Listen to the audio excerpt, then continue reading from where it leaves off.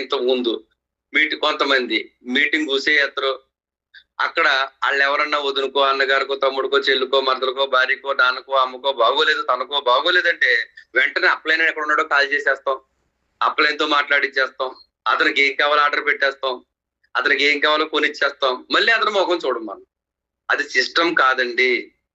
Wastage లో system ఏంటంటే ఆయన ఇంటికి వెళ్ళి ఆయన ప్రేరణ కలిగి మనం వాడిన ప్రొడక్ట్ చెప్పి ఆయనకి ఐడి నెంబర్ తీసి ఆయనకి మన toothpaste soap shampoo change over shop అంటున్నాం. ఆయన ఇక్కడ కాకపోతే బయట కొనేస్తున్నాడు, ఇక్కడ కొనిపించి 2 సప్లిమెంట్స్ స్పిర్లోన్ అలోవెరా మాత్రమే.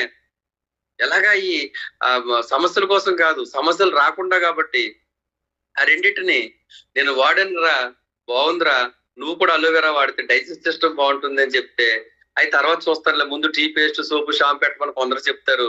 నువ్వు వాడావు కదా పెట్టు, నేను వాడతానని చెప్పి అనవచ్చు. ఆ ఎస్ఆర్ నో రెండిటి వస్తావు. కుకింగ్ ఆయిల్, టీ పేస్ట్, సోపు షాంపూకి మాత్రం నో రాదు, ఎస్ఏ వస్తుంది. ఎందుకంటే మనం వాడుతున్నాం, వ్యాపారంలో భాగస్వామ్యం చేయాలనుకుంటున్నాం, ఇద్దరం కలిసి పని చేయాలనుకుంటున్నాం. ఏవైనా రా శ్రీను, ఈ బిజినెస్ లో మన ఇద్దరం కలిసామంటే ఈ రెండింగ్ నాటికి నెలకు 1,00,000 తెచ్చుకోవచ్చు, 0 కారు కొనుక్కొచ్చురా అని చెప్పాం. కాబట్టి ఖచ్చితంగా ప్రేరణ పొంది వ్యాపారం నాది అనేటట్టుగా తయారయ్యి ఆర్డర్ పెట్టడానికి ముందుకు వస్తాడు. అలా ఎక్స్పెండిచర్ ని మార్చుకుంటే చాలు ఈ బిజినెస్ చేసే అవకాశం వచ్చిందని చెప్పగలిగే సామర్థ్యం మీకు ఉంటే ముందు 6 తయారవుతారు. ఆరుగురికి మనం ఏం చెప్పాం, మీటింగ్ వాళ్ళకి క్యూరియాసిటీ కలిగించేటప్పటికి వాళ్ళు ఏ సమస్యలు ఇస్తారు, దానికి మీటింగ్ రమ్మని చెప్పాం. మీటింగ్ వస్తారు, వచ్చిన తర్వాత తెలుసుకుంటారు. ఇప్పుడు చెప్పండి అని చెప్తే, ఇప్పుడు చెప్పాల్సిన మొన్న ఏంటని అడిగామంటే అసలు మనం చెప్పక్కర్లా, అక్కడే ఎవరొకరు, ఇప్పుడు వాళ్ళ అమ్మగారికి ఏంటి మోకాళ్ళ నొప్పులు అన్నారు, ఇప్పుడు ఎవరొకరు ఒక 20 మంది మాటల్లో నేను మా అమ్మగారికి మోకాళ్ళ నొప్పులకి గ్లూకోజమైన్, కాల్షియం, కొలాజిన్ లేదా నోని, ఫ్లాక్స్ వాడించాను అనగానే ఈయన అప్పుడే నోట్ చేసేసుకోవటము, లేదా ఇందాక మోకాళ్ళ నొప్పులకి వాడనన్నారు ఏంటి, అవి నాకు కావాలని చెప్తారు.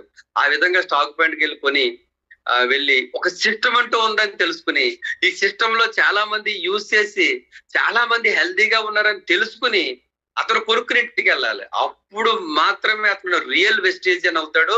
కన్సిస్టెన్సీ ఎక్కడ కూడా క్లోజ్ అవ్వదు, కంటిన్యూ చేస్తాడు అనమాట. మనం నలుగురిలోకి తీసుకురాకుండా ఇంటికాడ మాత్రం ఇవన్నీ చెప్పేస్తున్నాం, ఇంటికాడే వదిలేస్తున్నాం. చాలా మంది చేస్తున్నారు అలాగా. అలా చెయ్యొద్దు దయించి. అలా 6 ఇన్వాల్వ్ చేసేదాకా మీరు ఓపిక బట్టి 6 ఇన్వాల్వ్ చేయగలిగితే నెక్స్ట్ వాళ్ళ బిజినెస్ లోకి వచ్చాక నెక్స్ట్ ఎలా చేస్తారో తెలుసా, వాళ్ళు కూడా ఇంకొక 6 క్రియేట్ చేసే పనిలో మీరు ఎలా చేశారో అలాగే చేస్తారు. యద్భావం తద్భవతి.